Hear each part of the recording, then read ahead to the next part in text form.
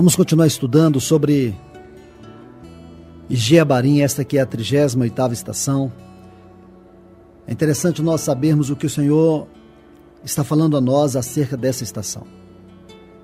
Nós temos estudado aqueles textos lá de Gênesis capítulo 15, os versículos 13 a 16, quando Deus fala a Abraão, através de uma palavra profética acerca da história do seu povo, até a entrada de Canaã. Deus diz a Abraão nesses textos que a sua descendência seria uma descendência peregrina na terra. E essa descendência iria peregrinar no Egito e ali se tornariam escravos. Mas Deus iria julgar o Egito e libertar o seu povo. E Deus disse que esta descendência de Abraão retornariam para habitar a terra de Canaã. Mas isso não aconteceria sem que primeiro a medida da iniquidade dos amorreus se completasse. E agora, quando você estuda em Jeabarim, você descobre, eles estão ali, na margem do Jordão, chegando perto do Jordão. Eles iriam atravessar o Jordão, iam parar em Gilgal, e a partir dali, Deus iria, através deles, executar o juízo contra os amorreus. Os amorreus eram um povo perverso, idólatra. Eram os antigos habitantes de Jerusalém e Hebrom. Foram os piores inimigos que o povo de Deus teve que enfrentar. Em Números, capítulo 21, versículo 11, diz assim: depois partiram de Obote, que é a 37ª estação, e se acamparam em Jeabarim, no deserto que está defronte de Moabe, para o nascente. Se vocês estudarem, descobrirão que Jeabarim foi a 38ª estação da peregrinação do povo de Israel pelo deserto. Então, aqueles estavam perto do Jordão. Quando você estuda a expressão Jeabarim, você vai perceber que G fala da visitação da iniquidade quando ela chega no seu cúmulo. E Abarim vem da mesma raiz para a palavra cruz no grego. Então você precisa agora estudar os capítulos 3, 4 e 5 do livro de Josué. Nos capítulos 3 e 4 você vai ver a travessia do Jordão. No capítulo 5 você vai ver a circuncisão do povo. Porque no capítulo 3 trata da passagem pelo Jordão, mas o capítulo 8 fala da alegria dessa passagem.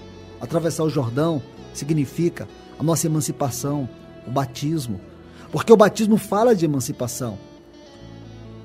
O batismo fala que nós fomos tirados do mundo, fomos sepultados com o Senhor, agora temos uma vida nova. Romanos 6,4 diz que nós fomos sepultados com Ele na morte pelo batismo. Isso é uma realidade para nós. Porque o batismo fala que nós não pertencemos mais àquela velha natureza, àquela velha vida. O batismo proclama a nossa libertação, a nossa emancipação do mundo. Assim como a velha geração teve que passar pelo mar, essa nova geração também tem que passar pelo Jordão. Porque Deus queria mostrar isso para eles. E estas verdades, elas são claras, concernente à nossa vida hoje, concernente à nossa posição espiritual hoje. Porque o batismo anuncia isto. O batismo proclama isso, que nós não pertencemos mais à velha vida. Nós não pertencemos mais ao nosso passado do mundo, de escravidão, do pecado. Hoje nós vivemos uma vida nova em Cristo Jesus. Mas há um detalhe. No capítulo 32 do livro de Números, os versículos 1 a 6 e também o versículo 15, se você ler todos esses textos, os versículos 1 a 6 e depois o 15, você vai ver que as tribos de Ruben e de Gade chegaram até Moisés e disseram para Moisés: a terra que o Senhor feriu diante da congregação de Israel é terra de gado, e os teus servos têm gado. E disseram mais: se achamos mercê aos teus olhos, desce essa terra em possessão aos teus servos e não nos faça passar o Jordão. Aqui você pode ver. Eles não queriam passar o Jordão, eles queriam ficar aquém do Jordão. Isto é sério, porque espiritualmente Deus está falando a nós. Espiritualmente, Deus está mostrando algo aqui para nós. Como vimos no estudo de ontem, tudo que foi escrito lá em Romanos 15:4, tudo que foi escrito para o nosso ensinamento foi escrito. Deus deseja nos trazer consolação, Deus deseja nos dar esperança através dessas palavras. Essas palavras revelam o nosso caminhar também. Porque muitos de nós não querem viver uma vida de compromisso com Deus. Muitos de nós não queremos compreender a realidade do propósito de Deus. Esta falta de comprometimento revela justamente isto. E você pode ver que Gad e Rúben, eles queriam ficar na terra de Gileade. Eles não queriam atravessar o Jordão, porque do outro lado do Jordão estava a guerra. Irmãos, irmãs, isto é sério. Porque muitos cristãos estão vivendo uma vida sem comprometimento com Deus. Eles querem viver o cristianismo light. Eles querem viver o cristianismo sem a guerra espiritual. É inevitável. Desde que você está em Cristo, é inevitável. A guerra é inevitável. E o Senhor te chamou para guerrear. Lá em Efésios 6,10, Paulo diz: quanto ao mais, irmãos, sede fortalecidos no Senhor e na força do seu poder, revestivos de toda a armadura de Deus. Deus vai nos revestir da sua própria armadura, porque a armadura de Deus, quando você estuda todas aquelas peças daquela armadura, são peças espirituais. Deus deseja nos revestir da verdade, da santidade, do evangelho, da justiça e da oração, para que nós estejamos adequados, preparados, equipados para a batalha. Sem esta experiência, sem esta verdade, nós não sabemos qual é o sentido da edificação do corpo de Cristo. Não saberemos qual é a nossa participação. Irmãos, no corpo de Cristo não tem indivíduos, no corpo de Cristo tem membros. E você precisa ter noção disto. Você precisa ter clareza quanto a isto. Quando você examina esses textos aqui de Números capítulo 32, você vai ver primeiro essas tribos aqui, de Gade e de Rúben. Como isto é sério. Como o Senhor deseja tocar o nosso coração acerca deste assunto. Como o Senhor deseja mostrar essa verdade para nós. Porque isto é sério, é muito sério. Agora chegou o tempo do Senhor tratar com os amorreus. E aqui em Jeabari nos fala isto. Porque Ele quer um povo comprometido com Ele, Ele quer um povo que coopere com Ele.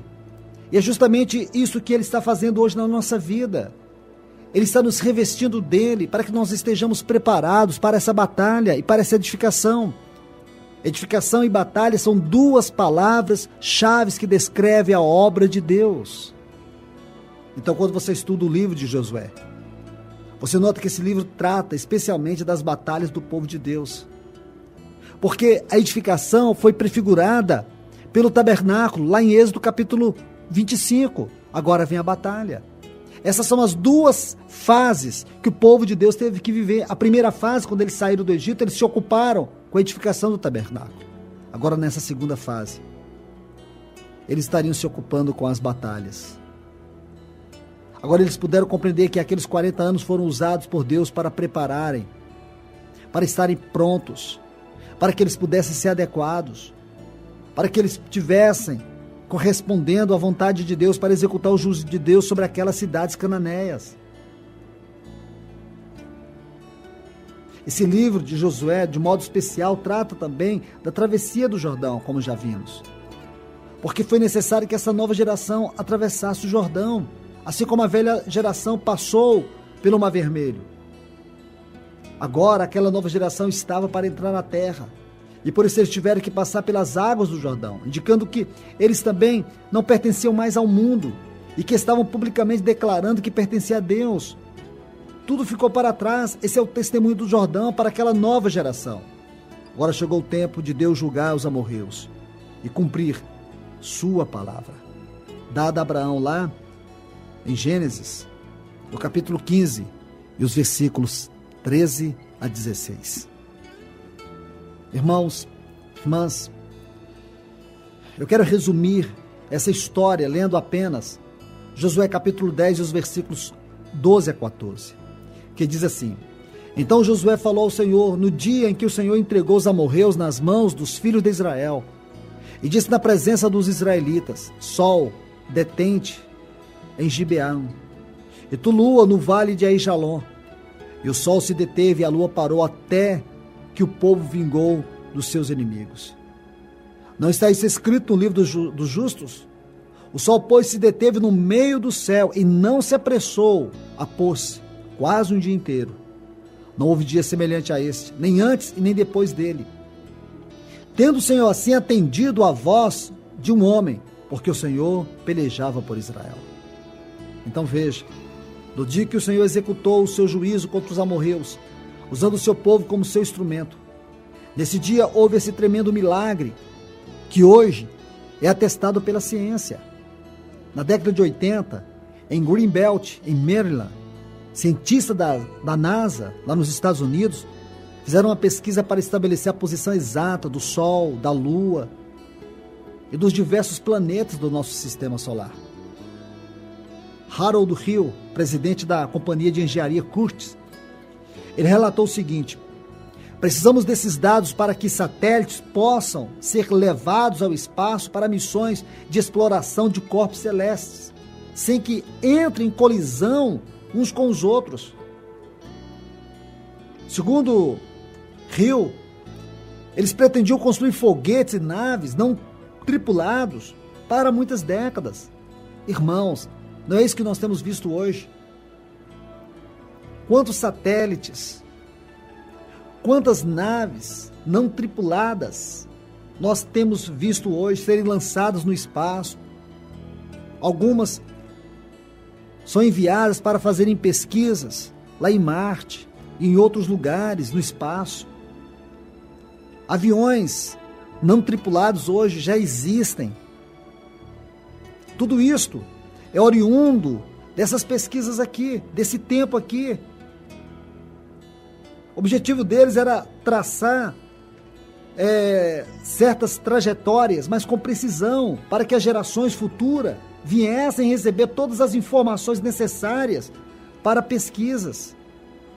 E quando eles fizeram essas pesquisas nesse tempo, cientistas descobriram que faltava um dia no calendário universal.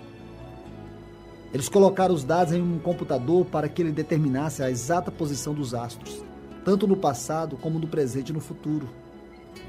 O computador subitamente interrompeu a pesquisa e mostrou na tela um aviso que havia algo errado nos números que serviu de base para os cálculos. Aí, eles buscaram os engenheiros da IBM para que eles pudessem verificar o possível defeito. Após um trabalho minucioso desses engenheiros, eles conferiram que não havia nenhum defeito. Mas, irmãos e irmãs, entre esses cientistas havia um cristão. Foi aí que tudo foi desvendado. Ele mostrou o livro de Josué, no capítulo 10, versículos 12 e 13, esses textos que lemos. E quando eles colocaram os dados em um computador, o computador deu uma resposta aproximada.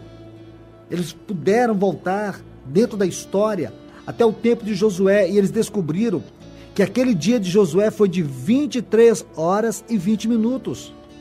Isso quer dizer que faltava 40 minutos. Por causa dessa diferença, era impossível obter os cálculos para as futuras pesquisas espaciais. Depois de algum tempo, aquele cristão lembrou-se de outro episódio, que estará em 2 Reis, no capítulo 20, e os versículos 8 a 11, que diz: Ezequias disse a Isaías: Qual será o sinal de que o Senhor me curará e de que ao terceiro dia subirei à casa do Senhor? Respondeu Isaías: Ser-te-á isto da parte do Senhor, como sinal de que ele cumprirá a palavra que disse: Adiantar-se-á a sombra 10 graus, ou retrocederá? Então disse Ezequias: É fácil que a sombra adiante 10 graus. Tal, porém, não aconteça antes retroceder 10 graus. Então o profeta Isaías clamou ao Senhor e fez retroceder 10 graus a sombra lançada pelo sol declinante no relógio de Acás. Então aqui você pode ver, esses 10 graus aqui representam justamente os 40 minutos que faltavam. Aqui os cientistas encontraram a resposta. Irmãos e irmãs, Deus move céus e terra para cumprir sua palavra. Passarão os céus e a terra, mas a palavra de Deus não passará. Isso é impressionante porque a Bíblia diz que Deus, o Pai, confiou todo o julgamento ao seu Filho Jesus. Isso está em João, capítulo 5, versículo 22. Mas o Senhor Jesus é o cabeça, nós somos o seu corpo, e nós participaremos com Ele. A Bíblia é clara. Assim como o povo de Israel foi usado para executar o juízo de Deus contra os amorreus e aquelas nações cananéias, Assim Deus também usará o seu povo, a sua igreja, para executar o seu juízo. Lá em Mateus, o capítulo 19, versículo 28, o Senhor Jesus respondeu aos discípulos: em verdade vos digo que vós, os que me seguistes, quando na regeneração o Filho do Homem se assentar no trono da sua glória, também vós assentareis em 12 tronos para julgar as 12 tribos de Israel. Você pode ver, os 12 apóstolos julgarão as 12 tribos de Israel. Em 1 Coríntios, o capítulo 6, os versículos 2 e 3, diz: ou não sabeis que os santos hão de julgar o mundo? Estão vendo? Ora, se o mundo deverá ser julgado por vós, não sabeis que havemos de julgar os próprios anjos? E ainda em Apocalipse, capítulo 20, versículo 4, João diz assim: vi também tronos, e nestes sentaram-se aqueles aos quais foi dada a autoridade de julgar. Imagine, irmãos e irmãs, a nossa grande responsabilidade diante de Deus.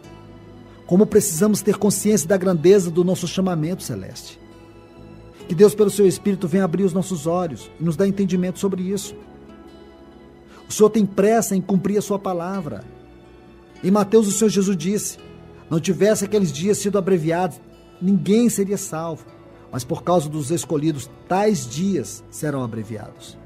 Tenhamos nossos olhos focados no propósito de Deus. Estejamos atentos a tudo que Deus está falando e de tudo que está ocorrendo nesses dias. Temos que ter consciência. Eu e você precisamos amar a vinda do Senhor. Nós precisamos buscar compreensão acerca deste assunto, porque a nossa responsabilidade é muito grande, como igreja, como povo de Deus, como membros do corpo de Cristo. Que Deus te abençoe rica e poderosamente através desta palavra. Jesus, I need to know true love, deeper than the love found on earth. Take me into the King's chambers, 'cause my love too much yours.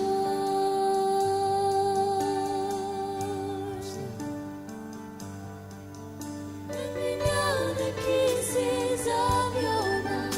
Let me feel your embrace. Let me smell the fragrance of your touch. Let me see your lovely face. Take me away with you. Even so, Lord, come. Yes, Lord, I love you, Lord. I love you more than life.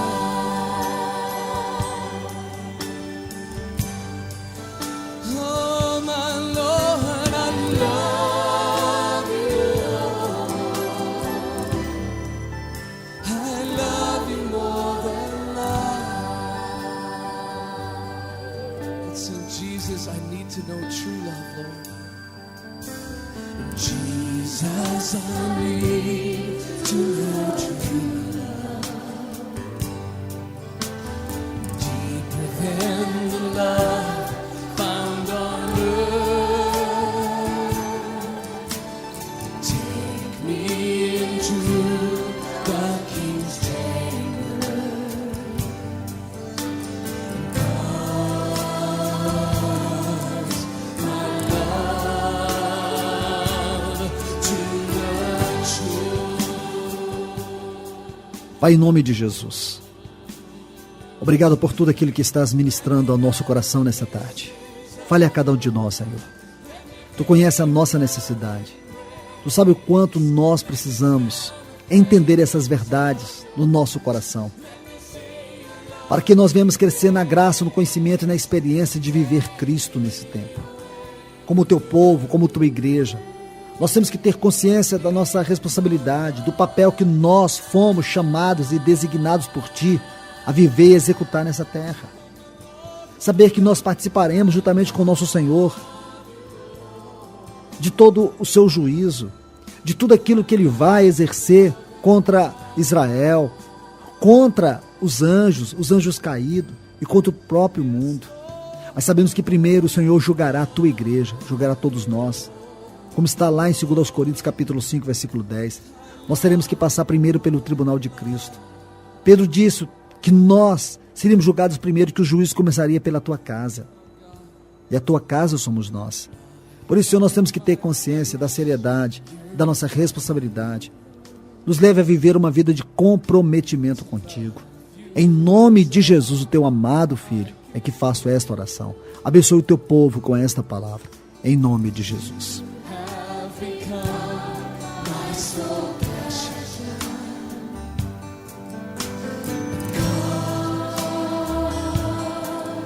My love to be true. Oh, Jesus, let me know the kisses of your mouth. Let me feel your embrace. Let me smell the fragrance of your touch. Let me see your lovely face. Oh, take me away with you. Even so, Lord, come. Oh, Lord, I love you. I love you more than life. Oh, my Jesus, I love you. I love you more than life.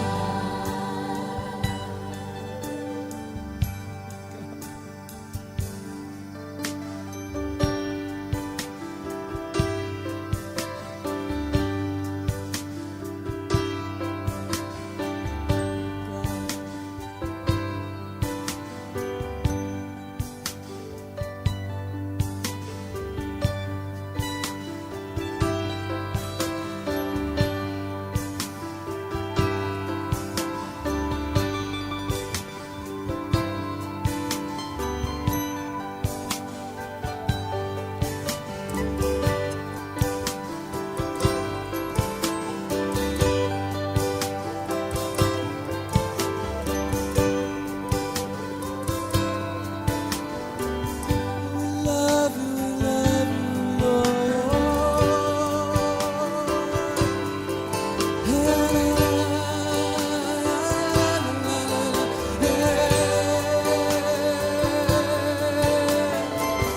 you, oh, my Jesus, my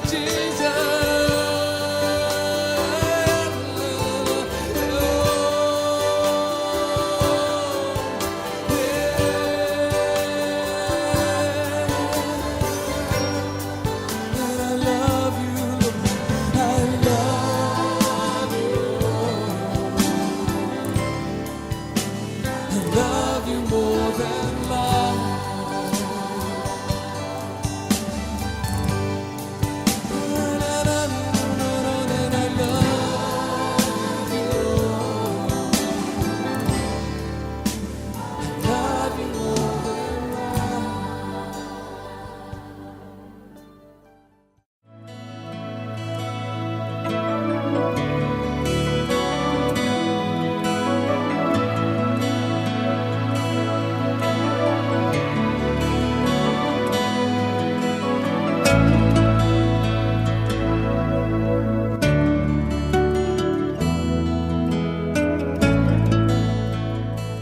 Nós estamos estudando a 39ª estação da peregrinação do povo de Israel pelo deserto. Estamos em Dibon Gad. Aqui o Senhor tem algo maravilhoso para nos falar. Essa estação é muito importante para nós. Porque quando você estuda essa estação, você percebe que agora eles estão entrando na terra de Canaã, naqueles limites de Canaã. Eles viveram 3 fases até aqui, com esta entrada em Canaã, claro. Primeiro, o Egito, depois o deserto, e agora estão em Canaã. Se você estudar estas estações, você vai perceber claramente que o Egito, o deserto e Canaã nos fala de 3 coisas. Porque o Egito nos mostra a carne. O deserto nos revela a vida almática. Agora Canaã vai nos mostrar a vida no Espírito. Como nós devemos andar no Espírito. Andar no Espírito é o chamado de Deus para a sua igreja. Andar no Espírito é o que Deus requer de nós. Romanos capítulo 8, e o versículo 14 diz: pois todos os que são guiados pelo Espírito de Deus são filhos de Deus. Muitos cristãos pensam que a direção do Espírito Santo em sua vida consiste principalmente de uma sugestão de pensamento para orientá-los a viver adequadamente. No caso de situações intrigantes, duvidosas, aquilo que eles devem fazer em relação à escolha, aquilo que eles devem realizar concernente o serviço a Deus, um trabalho na obra de Deus. Irmãos e irmãs, nós sabemos que tudo isto é importante, e em tudo isto o Espírito Santo deseja nos guiar. Algumas pessoas começam a desenvolver um relacionamento com o Espírito Santo e começam a caminhar com ele, mas às vezes não sentem segurança. Sabe por quê, meu irmão e minha irmã? Sabe por que existe essa controvérsia dentro de você? É porque você precisa desenvolver essa maravilhosa e gloriosa faculdade que Deus te deu. Ele criou você com ela. Você precisa desenvolver a vida no Espírito. Você precisa compreender que é no seu Espírito que Deus contacta com você. É aí que Deus trata com a sua vida. É aí que Ele fala a você. Nós erramos em não aceitar a verdade que o ensinamento e a direção do Espírito nos são transmitidos primeiro pela vida e não pela mente. A vida é despertada e fortalecida, depois se torna luz. À medida que a conformidade do cristão com este mundo se torna algo real, o espírito se torna inativo, inoperante. Nós não podemos permitir isto. Nós temos que negar deliberadamente o nosso ego, o nosso eu, a nossa vida carnal. Porque só aí poderemos ser renovados no espírito da nossa mente, de forma que a mente é habilitada a provar e a conhecer a boa, agradável e perfeita vontade de Deus, como está escrito lá em Romanos, o capítulo 12, versículo 2. Nesse texto, onde você pode ler, aí está escrito isto. Nós precisamos ver que aqui ocorre algo maravilhoso em nós, que é a santificação pelo Espírito, e a direção do Espírito fica clara. Se pelo Espírito mortificardes os feitos do corpo, certamente vivereis. Paulo diz isso lá no versículo 13 de Romanos capítulo 8. E só depois dessa afirmação é que vem o texto: pois todos que são guiados pelo Espírito de Deus são filhos de Deus. Em outras palavras, todos aqueles que permitem que sejam guiados pelo Espírito, nessa mortificação dos feitos do corpo, isto é, das obras da carne na nossa vida, esses são de fato os filhos de Deus. O Espírito Santo é o Espírito da vida santa, que estava e que está em Cristo Jesus e que opera em nós como uma fonte divina de vida, de poder, de luz, para nos guiar neste mundo de trevas, onde nós não temos a capacidade de nós e por nós de ter discernimento das coisas. E esse Espírito é o Espírito da santificação. E é somente como Espírito da santificação que Ele nos guiará, porque tudo por onde Ele vai nos guiar e onde quer que Ele nos guie, Ele nos manterá santos. Ser guiado pelo Espírito, isto é, andar no Espírito, implica, antes de qualquer coisa, entregar-se à sua obra, aonde Ele vem convencendo-nos do nosso próprio pecado, purificando a nossa mente, a nossa alma, o nosso corpo, porque o nosso corpo é o templo da sua habitação. E à medida que ele vem habitar no nosso interior, ele vem nos enchendo, ele vem governando nosso coração, mente, vontade, emoções. É aqui que ele nos ilumina, é aqui que ele nos guia. Aí você passa a viver uma vida num plano mais alto. E sabe o que ele faz? Ele te leva a uma experiência grandiosa para que você possa transbordar no pleno conhecimento da vontade de Deus, em toda sabedoria e entendimento espiritual. Amados irmãos e irmãs, é de suma importância compreender que somente um cristão que tem a sua mente renovada, que a sua mente ela funciona neste fundamento da renovação pelo Espírito de Deus, porque é uma mente espiritual, e somente uma mente espiritual poderá discernir coisas espirituais e receber a direção do Espírito Santo. A mente precisa crescer espiritualmente para ser capaz de receber a direção dada pelo Espírito Santo. Você se lembra quando Paulo disse aos Coríntios que, embora nascidos de novo, eram ainda carnais, como bebês em Cristo, e por essa razão não podiam receber verdades espirituais, eles não podiam partilhar, desfrutar de verdades profundas, porque ainda eram bebês, ainda estavam na vida natural. E nós sabemos que isso é verdade com respeito a ensinamentos que são transmitidos por aqueles que Deus usa, pelos homens que Deus usa. Agora, quanto mais no que se refere ao ensinamento que vem diretamente do Espírito Santo dentro de nós, na nossa vida de intimidade com Ele. Porque é aqui que Ele procura nos conduzir a toda a verdade. Porque nós, de nós e por nós, não sabemos andar na verdade.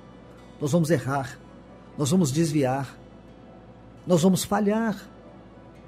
Mas Ele nos foi dado para nos guiar em toda a verdade.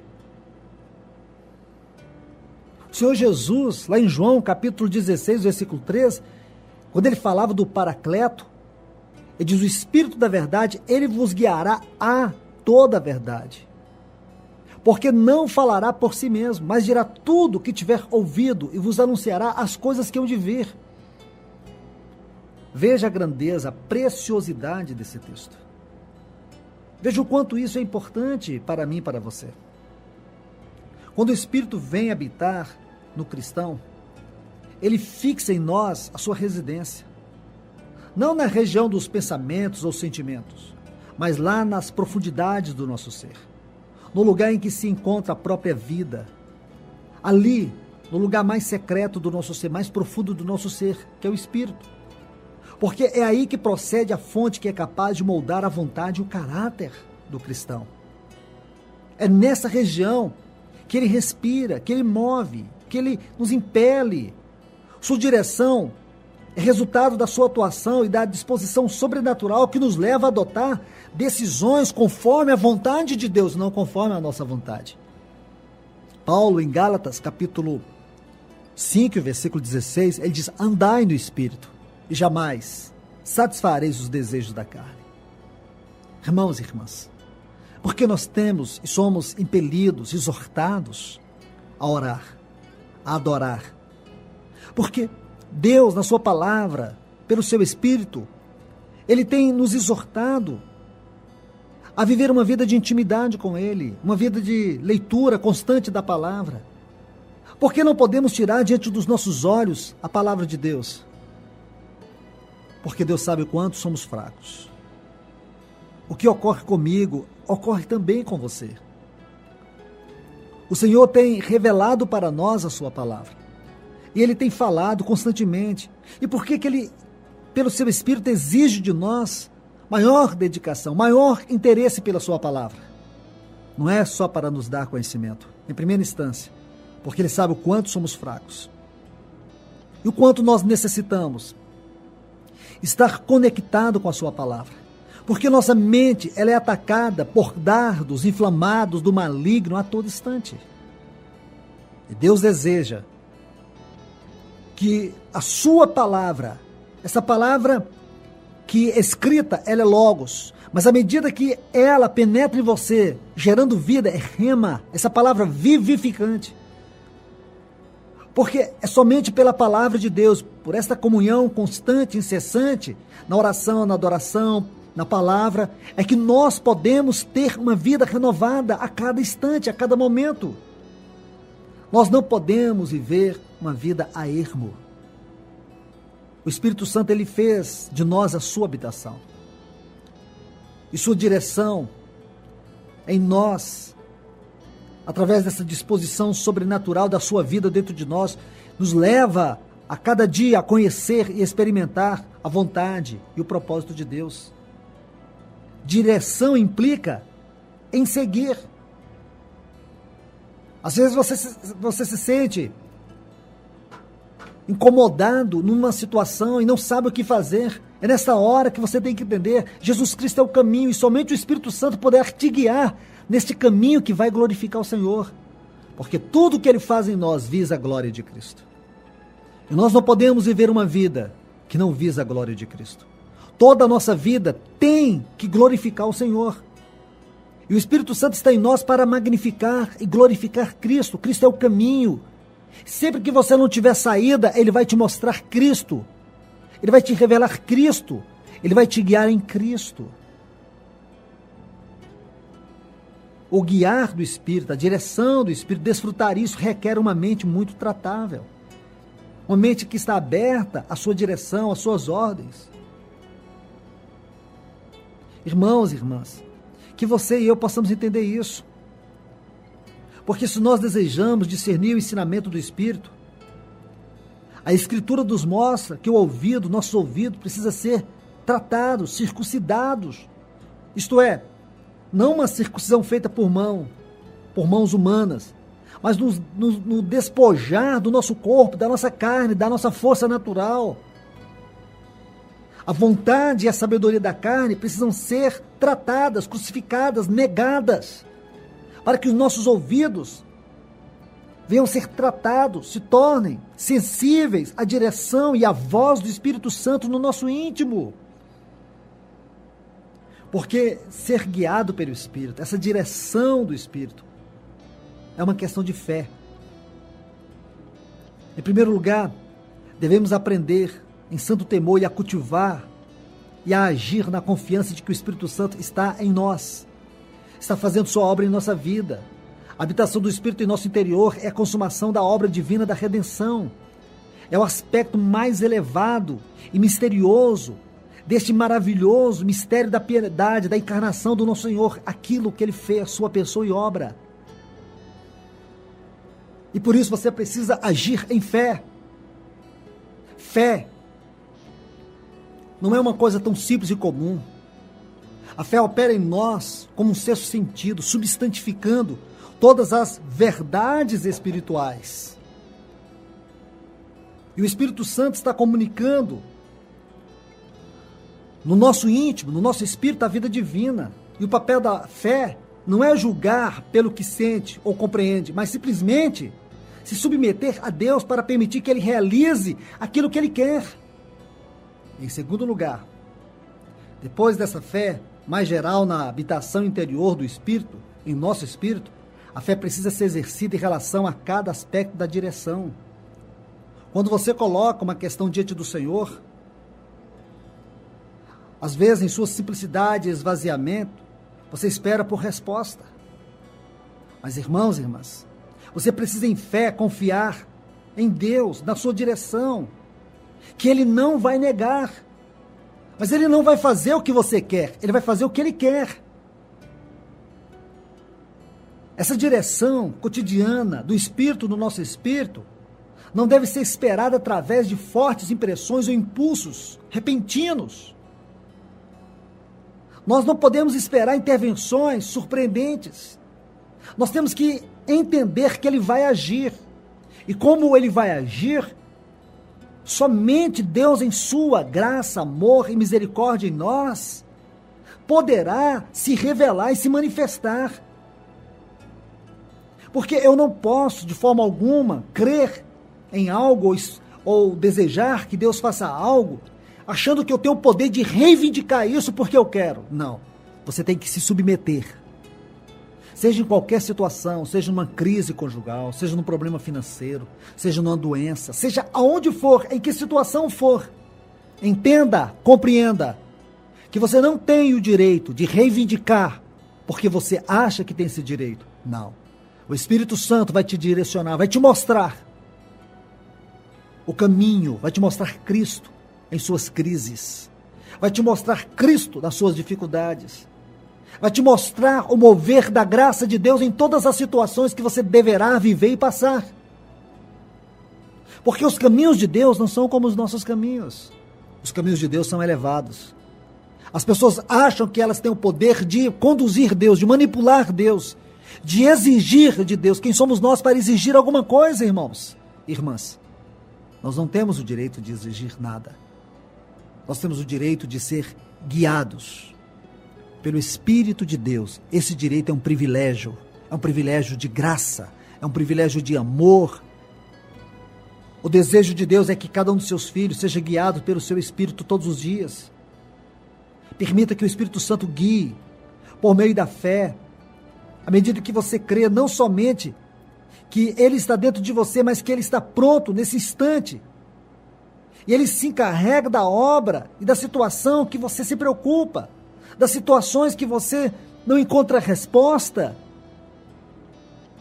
Você deve pedir ajuda e confiar nele. Peça a Deus ajuda pelo seu Espírito e deve confiar.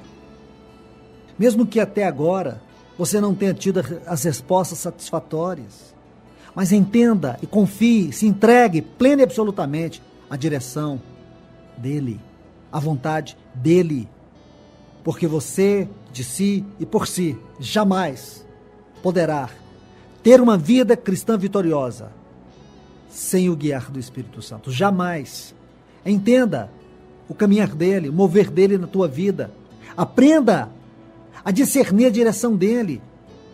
Isso você fará mediante o trabalho da palavra de Deus na tua vida. Aprenda pelos teus ouvidos a ouvir a direção dele. Permita que Deus trate com a tua audição para que você possa discernir a voz íntima de Deus pelo seu Espírito falando a você. Que Deus te abençoe através da sua palavra.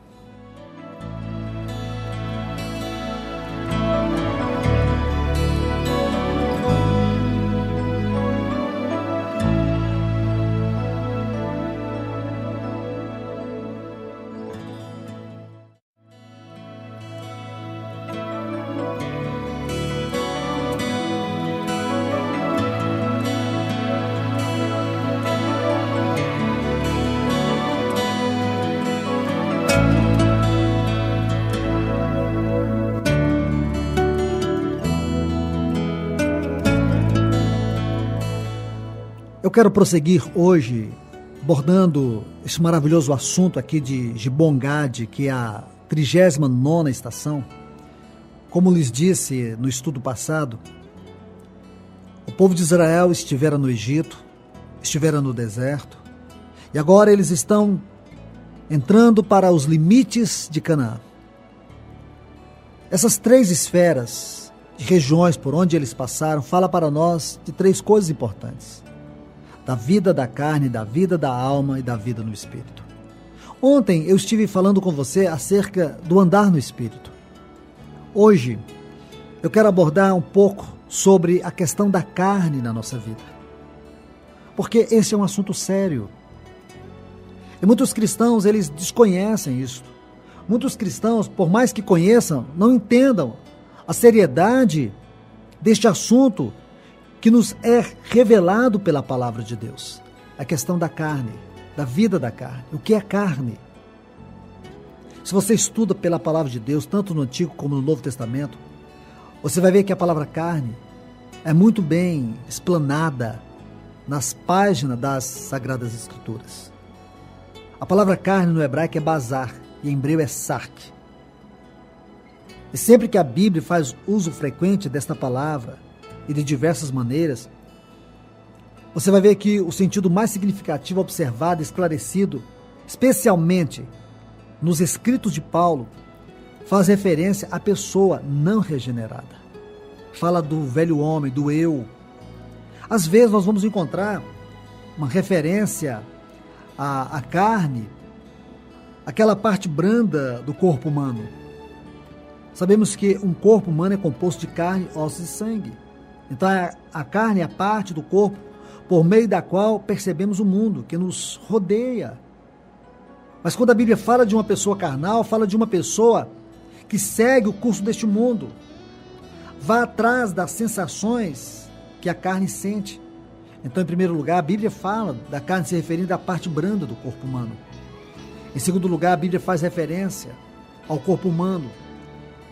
Em termos mais amplos, significa o corpo humano tanto vivo como morto. Quando você lê Romanos 7, o pecado da carne está relacionado com o corpo humano.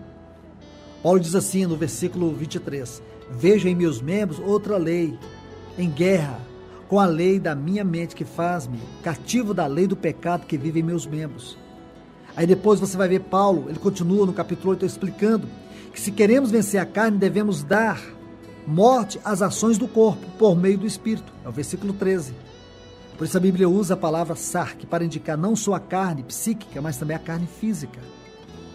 Em terceiro lugar, você vai perceber que a palavra de Deus, a Bíblia, fala da carne referindo-se à totalidade da humanidade. Porque todos os homens deste mundo são nascidos da carne e, em consequência, são carnais, sem nenhuma exceção. A Bíblia considera todos os homens carne. Todo homem é controlado pela composição da alma, do corpo, que chamamos carne. E vai atrás dos pecados de seu corpo e do eu de sua alma. Por isso, meus irmãos e irmãs em Cristo Jesus, a Bíblia fala de todos os homens, chamando-os de carne. Em consequência, refere-se aos homens no seu estado pecaminoso de uma forma geral. Então nós vemos aqui a Bíblia usando a palavra carne para falar da totalidade da humanidade. Agora, nós precisamos entender alguns detalhes importantes. Porque em Romanos capítulo 7, versículo 14, Paulo diz assim, sou carnal. Eu creio que por aqui nós podemos começar hoje, nesta expressão de Paulo. Quando Paulo usa essa expressão carnal, ele não está fazendo referência a uma parte determinada do seu ser. Todo o ser do homem é carnal. O versículo 18 reforça ao afirmar, assim, dentro de mim, diz Paulo, no capítulo 7 de Romanos, quer dizer, em minha carne não habita bem algum. O que se deduz de uma forma clara que a carne na Bíblia aqui mostra tudo o que é uma pessoa não regenerada. Em relação a este uso, isto é, o uso desse termo, nós precisamos ver que no princípio o homem foi feito espírito, alma e corpo. A alma, ela é a sede da nossa personalidade, do nosso eu, está relacionada com o mundo espiritual por meio do espírito do homem. A alma deve decidir se tem que obedecer ao espírito. E por causa disso, o cristão precisa desenvolver a sua vida espiritual. Senão ele se torna uma pessoa almática, ele vive de sensações da alma e pensa que são sensações do espírito. Você tem que entender que na queda do homem, a alma se opôs à autoridade do espírito e assim o espírito ele se torna inativo, enquanto o corpo se tornou escravo das paixões da alma. Deste modo, o homem se converteu em um homem carnal, não em um homem espiritual. Ele deixou de ser um homem espiritual. Porque Adão, quando Deus o criou, o espírito era a faculdade que governava a sua alma, governava o seu corpo. Todas as suas sensações eram governadas pelo espírito. Mas isto, ele deveria caminhar em crescimento, em maturidade. Ele não era um homem espiritualmente maduro. Ele estaria caminhando em obediência. À medida que ele caminhasse em obediência, mais ele experimentaria da maturidade espiritual. Mas na queda, o espírito do homem foi despojado de sua posição elevada. E assim ele se tornou um prisioneiro. Agora a alma está no poder da carne. Por isso que a Bíblia chama o homem de carnal. Tudo que é anímico se tornou carnal. Então a Bíblia usa a expressão carne para designar a tudo o que é uma pessoa não salva, não regenerada. Por mais que também vemos na palavra de Deus este termo sendo usado para falar da parte branda do nosso corpo, humano como distinta do sangue e dos ossos. Também pode ser usada para referir-se ao corpo humano. Pode ser usada em outras ocasiões, significando a totalidade da humanidade. Mas o termo o qual nós queremos, o sentido o qual precisamos entender, é esta parte que se refere à vida espiritual do homem. Em João, no capítulo 3, versículo 6, o Senhor Jesus diz assim: o que nasce da carne é carne. Esta é uma afirmação do nosso Senhor.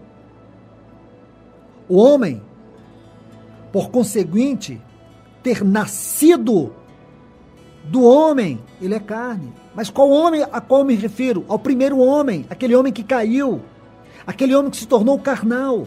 Nós herdamos através dos seus genes e cromossomos uma natureza carnal. Esta é chamada natureza adâmica.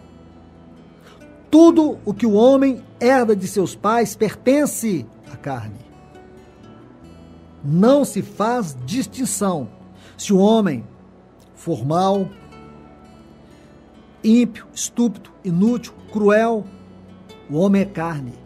Tudo que o homem tem ao nascer pertence à esfera da carne.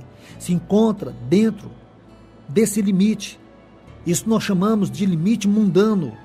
Tudo aquilo com que nascemos e o que desenvolvemos posteriormente fica incluído na carne, na vida carnal. O homem não se torna carnal aprendendo a ser mau, com uma prática progressiva da obra do pecado em sua vida, nem se entregando-se a atos licenciosos, perversos, desejos impuros, que partem da sua mente caída. O Senhor Jesus afirmou com ênfase que uma pessoa é carnal assim que nasce. Isto não é determinado nem por sua conduta, nem por seu caráter. Há uma coisa decisiva neste ponto: de quem nasceu. Todo homem deste mundo foi engendrado de pais humanos e, por conseguinte, Deus o considera que ele é carne. Como pode alguém que nasce da carne não ser carne? Veja, a palavra de Deus é clara. Segundo a palavra do nosso Senhor Jesus, um homem é carne porque nasce do sangue, da vontade da carne e da vontade do homem. Lá em João capítulo 1 e o versículo 13. E não pela maneira que viva, mesmo ele ou seus pais. O que nasce da carne é carne. Não existe nenhuma exceção, nenhuma distinção. Nem a educação, nem as melhoras, nem os atos bons, nem a cultura, nem a moralidade, nem a religião podem fazer com que o homem deixe de ser carnal. Nenhuma ação ou poder humano pode mudar o homem, pode transformá-lo. Nenhum sistema humano pode fazer com que ele deixe de ser carnal. O Senhor Jesus disse: é carnal, é. Então esse assunto, ele está decidido para sempre. A carnalidade de um homem não vai ser determinada por ele mesmo, mas sim pelo seu nascimento. Desde que ele nasce da carne, é carne. O Senhor Jesus afirmou que qualquer pessoa não regenerada, que só tenha nascido uma vez, isto é, nascido do homem, é carne. E por isso ele vive no mundo da carne. E o mais terrível de tudo isto é que, embora a carne seja extremamente forte, pecando e seguindo o desejo ou os desejos egoístas da alma, ela é extremamente fraca em relação à vontade de Deus. O homem não regenerado é incapaz de cumprir a vontade de Deus. Ele é debilitado pela carne. A carne é hostil a Deus, não é sujeita à lei de Deus, nem à vontade de Deus. Também não pode ser. Romanos capítulo 8, os versículos 3 e 7 diz: porquanto o que for impossível à lei, no que estava enferma pela carne, isto é, a lei, ela estava incapaz por causa da carne. Porque o homem, ele era incapaz de guardar os mandamentos da lei, porque ele era carnal. É isso que Paulo está dizendo aqui. Aí diz: isso fez Deus enviando o seu próprio filho, em semelhança de carne pecaminosa, no tocante ao pecado. E com efeito condenou Deus na carne o pecado. Agora o que Deus fez? Deus nos deu Cristo. Deus fez o que a lei não pôde fazer, porque a natureza humana era fraca. Deus condenou o pecado na natureza humana enviando o seu próprio Filho, que veio na forma da nossa natureza pecaminosa, mas ele mesmo não pecou. E assim Deus pôde condenar na carne o pecado, mas em seu Filho, não em nós. Aí o versículo 7 diz assim: por isso o pendor da carne é inimizade contra Deus, pois não está sujeita à lei de Deus, nem pode estar. As pessoas que têm a mente controlada pela natureza humana se tornam inimigas de Deus por natureza, pois não obedecem, elas não estão propícias a obedecerem a Deus. Elas não estão predestinadas a obedecerem a Deus por natureza, porque estão mortas em seus delitos e pecados. Por isso, salvação é uma questão de vida. Lá no capítulo 2, e o versículo 1 da Epístola aos Efésios, Paulo disse o quê? Vos vivificou, estando vós mortos em vossos delitos e pecados. Então, irmãos e irmãs, entendam, Deus considera a carne totalmente corrompida. Ela está estreitamente ligada às paixões que a Bíblia frequentemente condena. O próprio Deus afirma na sua palavra em Gênesis capítulo 6, versículo 3, meu espírito não permanecerá para sempre no homem, porquanto ele é carne. A corrupção da carne é tão terrível que o Espírito de Deus não pode, por muito que lute contra a carne, conseguir que o homem deixe de ser carnal, porque o que nasce da carne é carne. Lembra quando Paulo diz, lá no capítulo 7 e o versículo 24 de Romanos? Romanos capítulo 7, versículo 24, desgraçado, miserável homem que sou. Quem me livrará do corpo, desta morte ou desta carne? Então, irmãos e irmãs, olhe esse versículo 3 de Romanos capítulo 8. Deus tem feito que a lei foi debilitada pela carne, isto é, a lei era impossível fazer por causa da carne. A lei não podia fazer, mas Deus fez enviando o seu próprio Filho na semelhança da carne, de pecado. E no que concerne ao pecado, condenou o pecado na carne. Isto revela a situação real da classe moral, da nossa velha situação, de como vivíamos. Então, irmãos, vamos observar algo aqui. Lá em Gálatas, capítulo 3, versículo 12, mencionando Levítico, capítulo 18, versículo 5, diz assim, porque a lei, ela deixa muito claro, o que fizer essas coisas, por elas viverá. Gálatas 3:12. Ou então, será condenado à perdição. Então você pode estar perguntando, quanto da lei eu tenho que observar? Você quer a resposta? Toda a lei.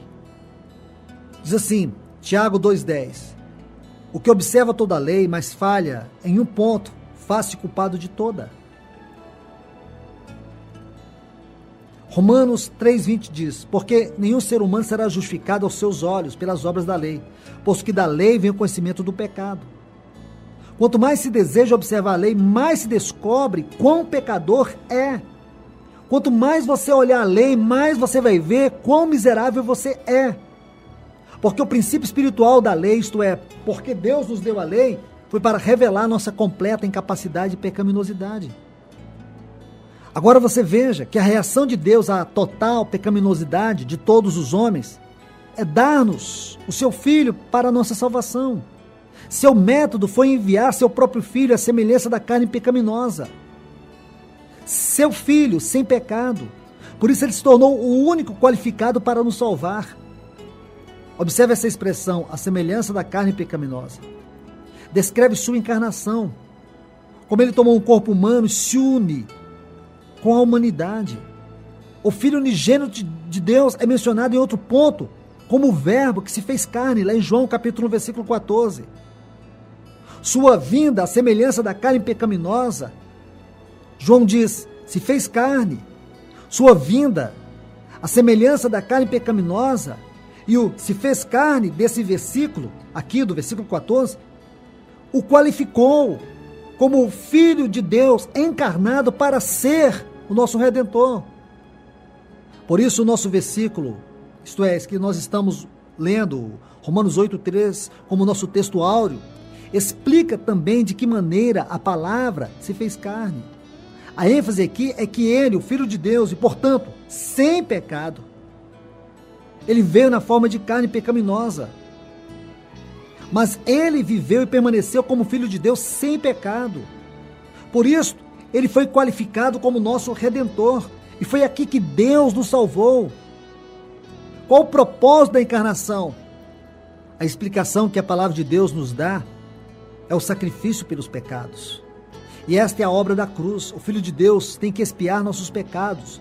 Todos os carnais pecam contra a lei e não podem estabelecer a justiça de Deus e estão condenados à perdição e ao castigo eterno.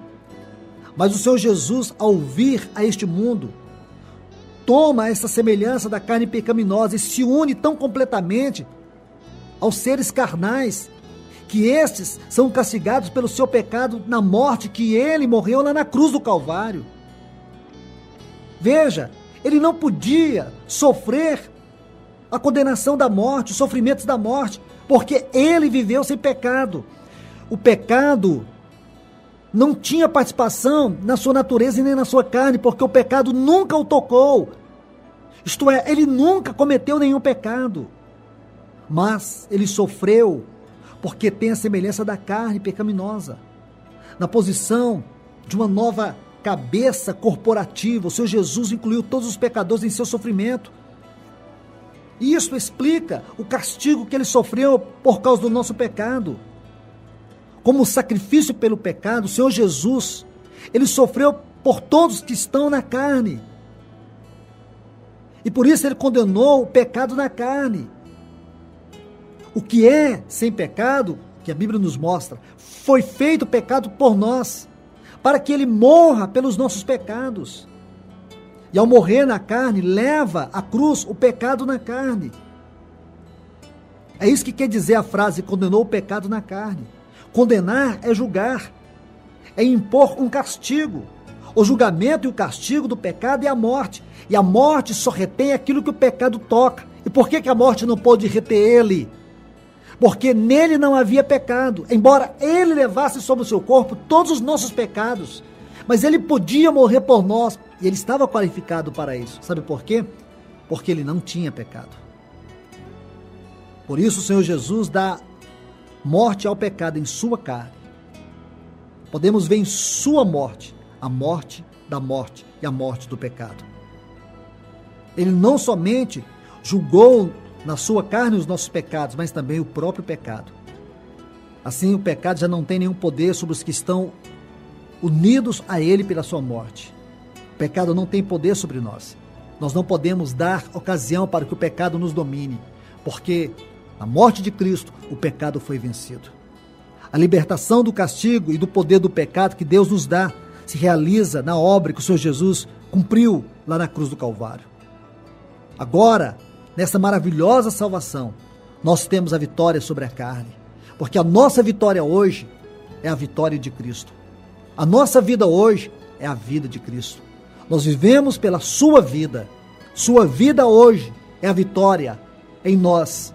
E essa vitória é que nos capacita a vencermos o mundo, a carne, o diabo.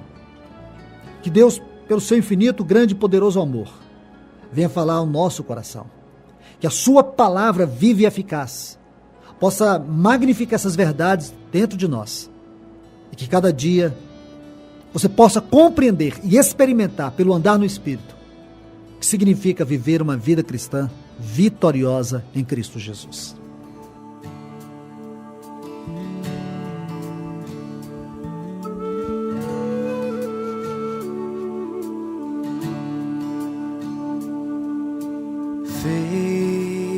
Faithful one, so unchanging,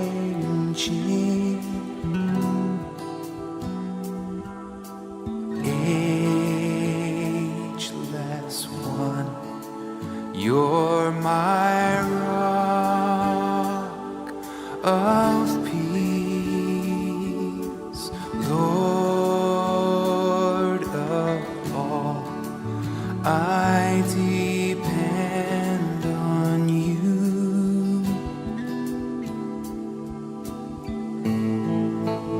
I call out to you again and again.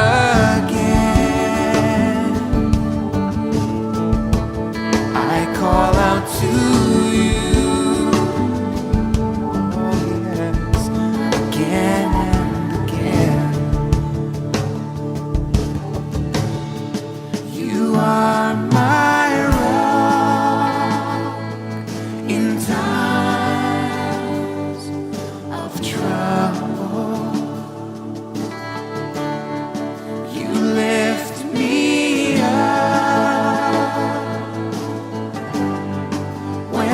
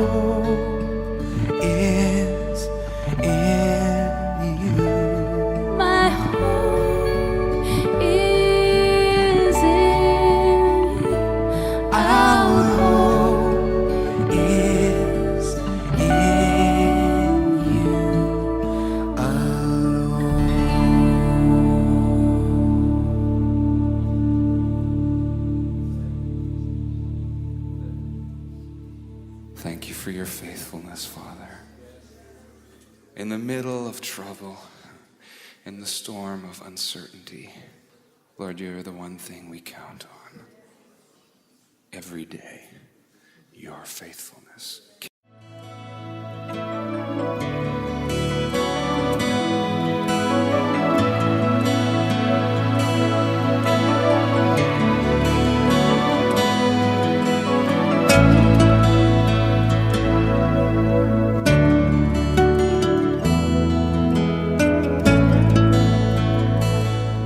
Quero prosseguir hoje, dentro desta 39ª estação, que é Gibon Gad. Eu quero falar hoje sobre a divisão do espírito e da alma. Este é um assunto muito importante para que nós venhamos estudar e compreender através da palavra de Deus.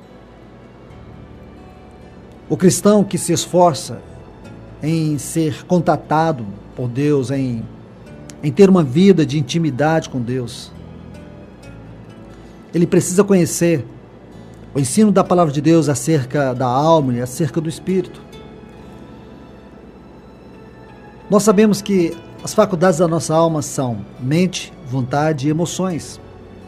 E a alma esteve sempre, desde a queda, no comando do homem. Sempre a alma esteve dominando o homem. O homem ele já nasce um ser almático, isto é, a alma está no governo da sua vida. Muitos cristãos não chegam a perceber a forma radical como a cruz precisa operar na sua vida, para que a vida natural ela venha a ser tocada ou dominada pela vida espiritual. Renunciar ao seu próprio eu, porque o poder natural da alma, ele precisa ser negado. Muitos cristãos não conhecem a realidade do Espírito Santo no seu espírito. E nem quanto a autoridade do Espírito Santo precisa estar no controle dos nossos pensamentos, dos nossos desejos, dos nossos sentimentos, de todo o nosso ser. Se o cristão não se dá conta disso, é impossível que o Espírito Santo venha realizar aquilo que ele deseja fazer. A maior tentação para um cristão sincero, um cristão zeloso, é sempre a força da sua alma. Sempre ele está sendo tentado em relação a isso. Porque quanto à obra de Deus, o serviço a Deus, ele não pode ser realizado na força da nossa alma, a não ser que a vida do nosso espírito seja tocada pelo Espírito de Deus. É por isso que o trabalho da cruz, aquilo que o Senhor Jesus Cristo ensinou e realizou em tudo que concerne a doutrina da cruz, o ensino da cruz, a vida da cruz, a palavra da cruz e o viver da cruz, nos mostra que devemos aborrecer nossa vida natural, não devemos amar a nossa vida natural. Nosso Senhor, Ele nos ensinou a isso, Ele nos ensinou a sacrificar a vida do nosso eu. Se quisermos experimentar de modo direto a vida em Cristo, o poder e a direção do Espírito Santo, temos que estar dispostos a morrer para nós mesmos, para os nossos desejos, para as nossas opiniões, para a vida da nossa alma. O Senhor, de uma forma clara, Ele faz referência à questão do homem aborrecer a vida natural do seu eu. Porque a alma, ela ama a si mesma. Por isso, nós não podemos viver a vida da alma, porque a vida da alma é o amor ao ego. Não é que você vai desprezar sua alma em tudo que ela é, não é isso. É que você precisa colocar a vida da alma no governo da vida no espírito. A alma não pode governar o teu ser. Essa guerra entre a alma e o espírito se faz de modo secreto, de modo íntimo dentro de nós. No interior da nossa vida, a alma procura reter sua autoridade e operar independentemente, enquanto o espírito se esforça para possuir e para dominar, para que a vontade de Deus prevaleça na vida do cristão. E essa luta da alma e do espírito é o que Paulo nos mostra em Gálatas 5,16, para andarmos no espírito e jamais satisfazermos a vontade da nossa carne. Porque a carne e o espírito estão em luta oposta entre si. Antes que o Espírito de Deus, em nosso espírito, venha fazer a obra que Ele quer, a alma sempre está ali para impedir. através dos seus desejos, pensamentos, vontades, emoções. A alma procura tomar a direção da vida de uma pessoa em todos os aspectos, em todos os sentidos. Se um cristão permite que a alma o domine, ele nunca vai poder conhecer a plenitude da vida através do Espírito Santo. Nenhum cristão poderá viver uma vida engrandecendo a Deus se não tiver esmagada a vida do seu eu, a vida da sua alma. Ele deve ser persistente na negação do governo da alma. A razão, meus queridos irmãos e irmãs, para tantas derrotas na vida cristã, no reino espiritual, é que esse setor da alma não foi tratado de modo radical. Se a vida da alma não é despojada por meio da morte, que morte é essa? É o trabalho da cruz, é a morte de cruz. É negar o nosso próprio eu. Mas o cristão não permite esse despojamento, mas ele permite misturar-se as coisas da alma com as coisas de Deus, as coisas do Espírito. Isso vai sempre trazer uma vida de derrota. Se o nosso andar não expressa de modo exclusivo o poder de Deus, logo seremos vencidos pela soberba da vida, pela concupiscência da nossa carne.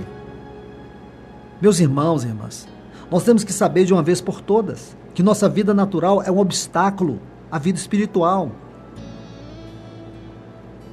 Antes de você conhecer a vida espiritual, você vivia uma vida natural, e essa vida natural sempre te governou. Agora você não está mais nessa vida natural, você está na vida espiritual, e essa vida espiritual só pode ser entendida, compreendida e vivida espiritualmente. Nós não podemos permitir que as nossas forças anímicas se misturem com as experiências espirituais. Esse tipo de caminhar é que tem provocado um sensacionalismo no meio do povo de Deus. Tanta mistura, tanta mentira, por causa do poder da alma. Porque se uma pessoa não renuncia a si mesmo, ele vai viver uma vida centralizada no seu eu. Essas distorções que nós vemos na vida cristã é uma mistura de coisas anímicas com as coisas espirituais.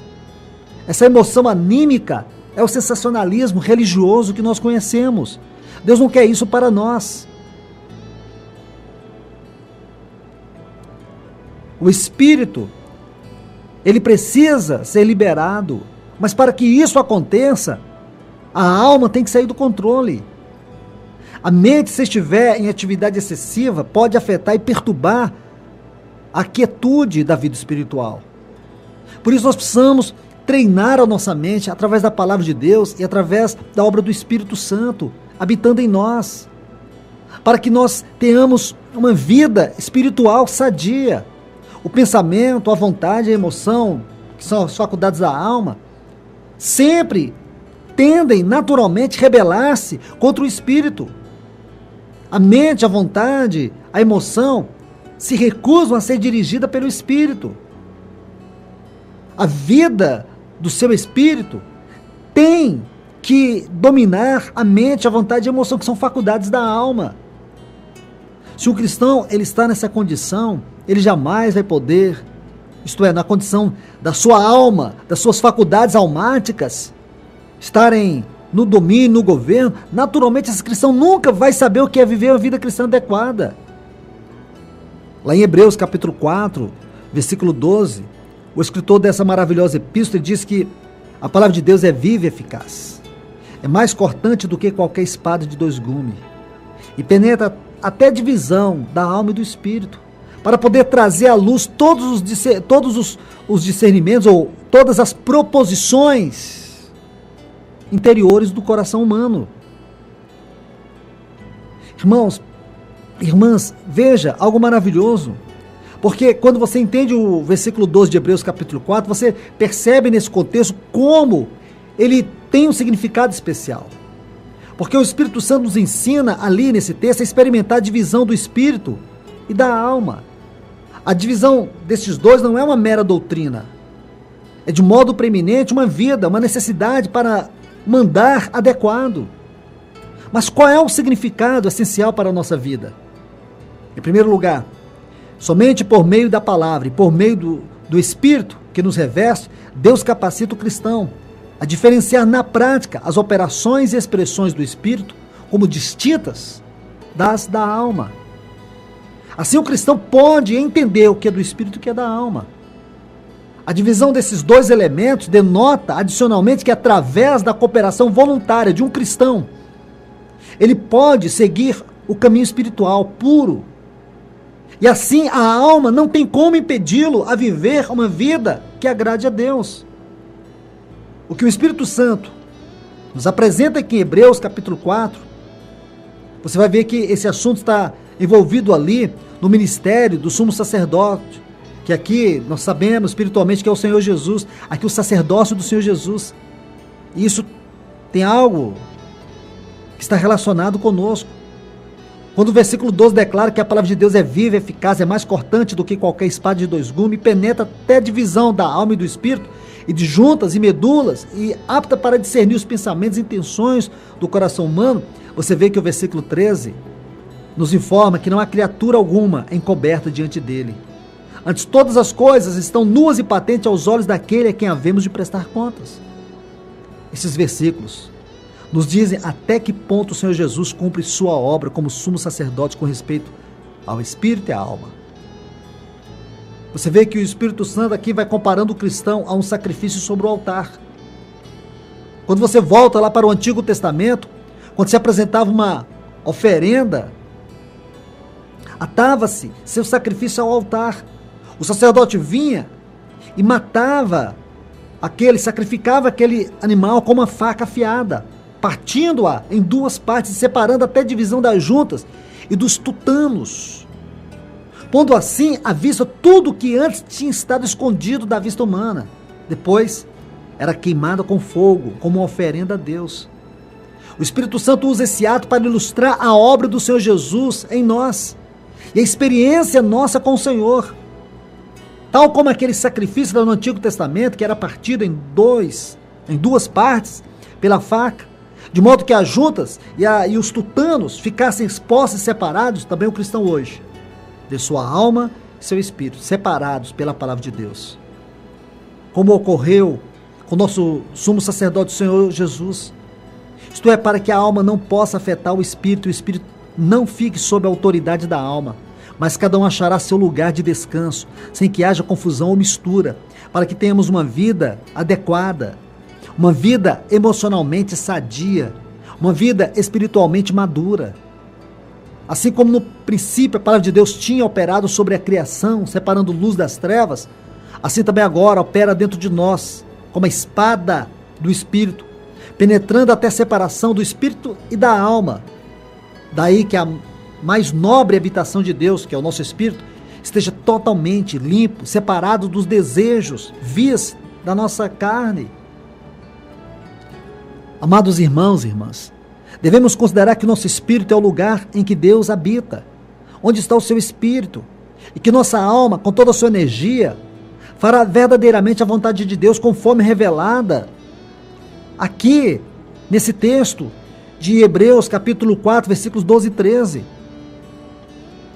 Porque no momento que a palavra de Deus separa o espírito e a alma, mostrando os seus lugares, as suas atividades, aí sim nós podemos ter uma vida no centro da vontade de Deus. Não pode haver esta guerra dentro de nós, sendo que é a alma que está vencendo. Porque se isso está acontecendo, esse lugar da habitação de Deus não é um lugar correto.